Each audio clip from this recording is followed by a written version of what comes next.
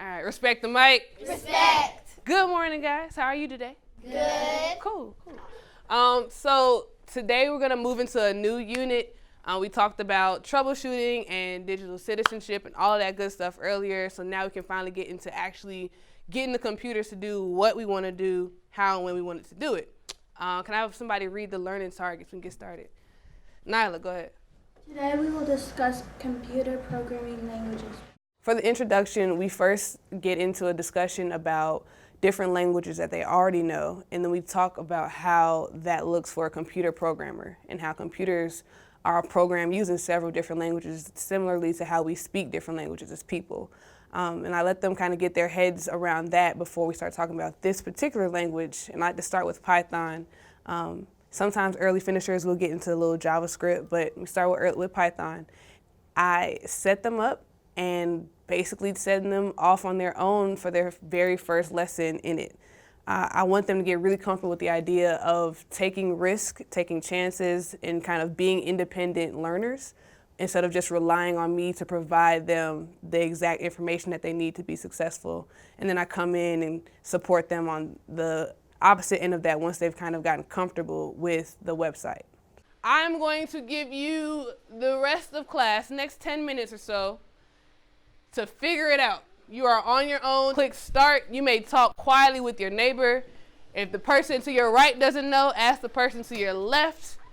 Your goal is to figure out what you can figure out. Capiche? All right, get to it. Before we even get into programming, we have to go through primary lessons like troubleshooting. We spend a week on what is troubleshooting, what do those techniques look like. We talk about digital citizenship and why is it important to be a good digital citizen, and we do a few things about hardware and software. They know what a computer means from the inside out. They know the history of computers culturally and things of that nature, so that by the time they get to this, it's like a culmination of why we've been studying computers in so many different ways. Now we actually get to manipulate them.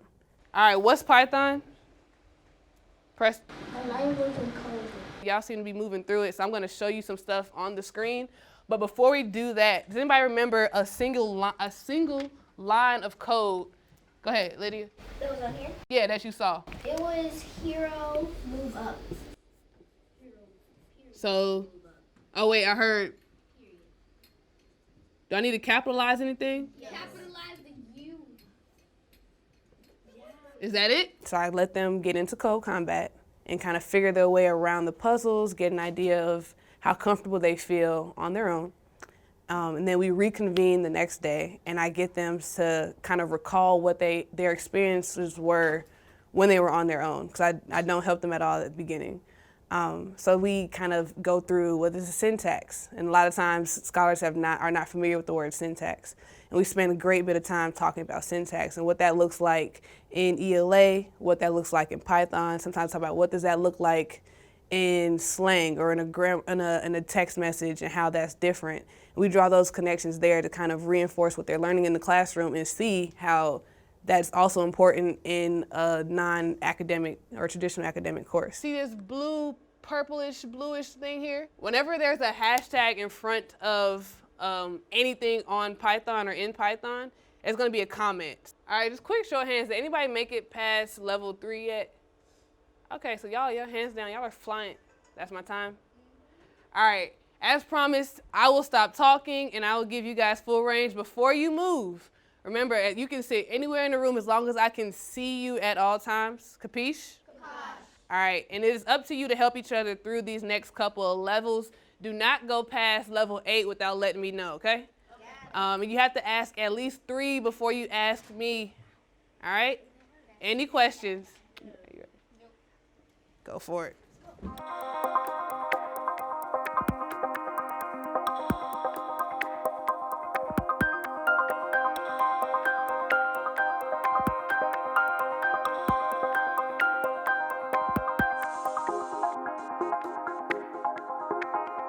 The internet cafe is really cool because they get to turn my classroom into their comfort zone, which is great because I'm pushing them out of their comfort zone the whole time. So I've seen scholars sit on desk, under desk, by the wall, 3 to a table, just super crunched up next to each other just because they want to be in the same space as some of their friends. And as long as they are sitting somewhere safe and visible to me and I can see the screen and things like that, then I think it's fine. As a student, I really hated having to sit in my seat the whole time. I actually fought against it quite a bit. And so I tell my kids all the time, like, even if we're at your seat, they know that if they feel like standing up, they have that ability. They can stand up, just put your chair in and stay at your spot. So I think it's important for everybody to know, like, your body isn't meant to be still. And I think that we kind of do kids a disservice at the ease of educators by asking them to sit still so much.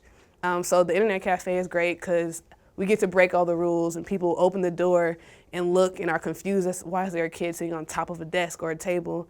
Like, if the table's even and it's safe, the kid's good with me. Now that we have dabbled in a bit of coding and programming with Python, we got to start making sure that you guys are using the right vocabulary terms so that when you're talking about it, when you start documenting it in your journals, you're actually saying what you're supposed to be saying and not just, kind of fishing for words there. So can somebody read my learning target? Lydia. Today I will use our vocabulary to compose a rhyme. And I'm going to give you guys the audio version while he's passing out the papers. Your word bank is down here. So if I stop and I pause, I want to see if you can fill in the blank for the word that is missing. Flip it over. It should be.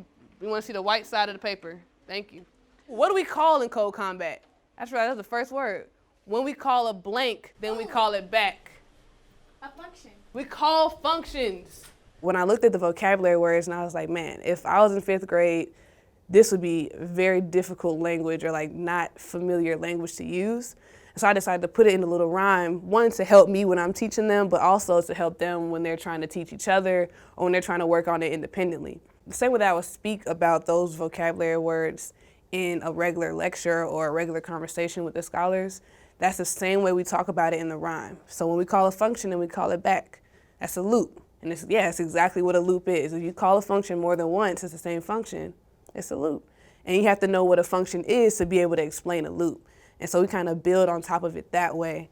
And I think that really helps them understand the language that they need to use in order to kind of take this skill to the next level. When we call a function, then we call it back. I tell you that's a loop, and baby that's a fact. To control an object, put a period after it. That's basic syntax, it's not complicated. When you have something extra that you need to add, Type it in parentheses. at the very end. That's the only place Arguments when coding with. Python language. Much better, much better. When we get to variables, I like to draw that math connection because there's always going to be a sprinkling of scholars who have seen it in some summer program they did somewhere or something at home. And then there's going to be some who haven't seen it at all yet in the classroom. And I think it's cool because I know that one day, a year, 2 years from now, they're going to look back and say, oh, that's what Ms. Rica was talking about on the board that day. And it's, again, another connection. And so we do a little bit of algebra and look at how we use variables in mathematics and use variables in computer science. And same thing whenever we talk about algorithms, and I try to make as many connections across academic fields as possible for them. So 3 times x equals 18. So now you were saying I could do division or something like that, right? The point is, anytime I say that x equals something, or if I tell you that instead of writing it like that, I say, well, we know that x equals 7, so now what's the answer to this equation? Take a few minutes to actually journal about the last level that you completed today. On the top, can I borrow your paper? So if you look, it says write the level number, the name, the goal, what were you supposed to accomplish. And you have to give me a full sentence about what you did, what you learned, and what was challenging, if anything, all right? Write in a complete sentence, because I will be checking them for grammar. The journaling is, to me, one of the most important parts of this unit because it's extremely important for them to understand how they think and to be able to articulate the way that they think. So sometimes the journal the entry might say, I learned how to use less statements by using a while true loop. Sometimes it'll say, I learned how to slow down and read, or to slow down and be patient, or I learned how to take help from my neighbor today. And that's also, to me, as important as mastering the skill of being able to code and manipulate a program. For the journaling portion of what we do in this unit, it's a great assessment tool as well. Sometimes I think that an issue with assessments is when you know that somebody is trying to check your understanding of something, there can be more pressure that way. But if they know they can just comfortably write in their own way in their journals, I can go through that and check and see, okay, so I know they've mastered this skill based on what they're saying, or I know they're struggling with this particular skill because what they said and what they did doesn't necessarily align. At the end of the school day, I know that it was successful if during class I hear like, yes, or oh, I finally got it. And I'm like, yes, all right, the light bulb is on, I've done my job, I can go home and take a nap. But when I can see from them that it's working, then I look at the numbers. Like the numbers are important and the progress is huge to be able to track the data. But the way that the kids feel, and when they come back into my room, if they're excited about learning again, then I know that I'm doing the right thing.